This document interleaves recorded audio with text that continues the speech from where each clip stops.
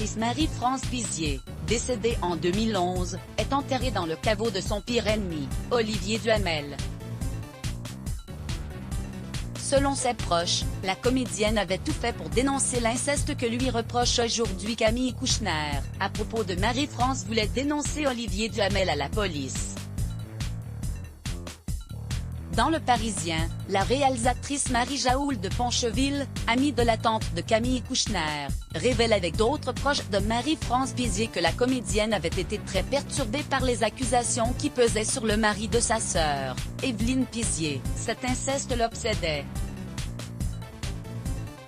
Marie-France avait énormément d'angoisse, elle débarquait parfois chez moi en me disant qu'elle voulait juste dormir, a confié au quotidien Marie-Jaoul de Poncheville. À partir de 2008, son ami aurait alerté des centaines de personnes de l'histoire qu'aurait vécu son neveu, raconté aujourd'hui par sa sœur, Camille Kouchner, dans le livre La Familia Grande qui a conduit la justice à ouvrir une enquête.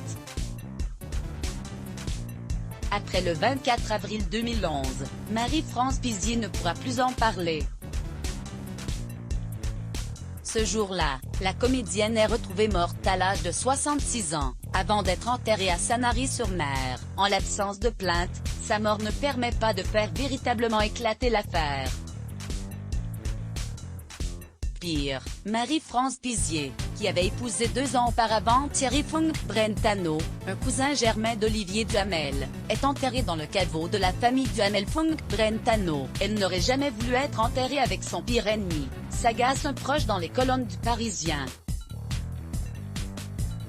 Le cimetière est situé dans la ville où se trouve aussi la villa où Olivier Duhamel continuait à recevoir des personnalités. Au cimetière, quand j'ai compris qu'elle serait enterrée avec son beau-frère, je voulais crier, se remémore son amie productrice Sylvette Demoz. La situation improbable ne s'arrête pas là car avant de retrouver sous terre celui qu'elle avait essayé de dénoncer, Marie-France Pizier a été rejointe par son épouse. En effet, sa sœur, Evelyne Pizier, a été enterrée dans le caveau familial après son décès des suites d'un cancer des poumons en 2017. Son neveu ne croit pas au suicide de celle qui voulait créer un vide autour d'Evelyne et Olivier semble destiné à les retrouver.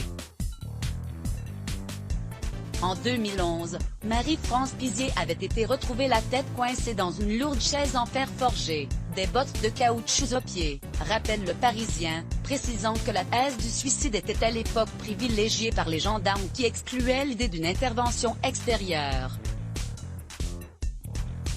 Une version à laquelle n'ont jamais cru certains proches comme ses enfants et son neveu Julien Kouchner.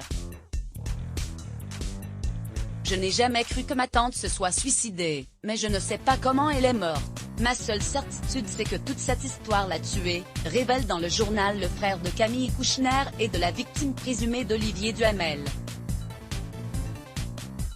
Article écrit en collaboration avec 6 Medias Crédit Photo, Guillaume Gapio Bestimage Let's Block ADS.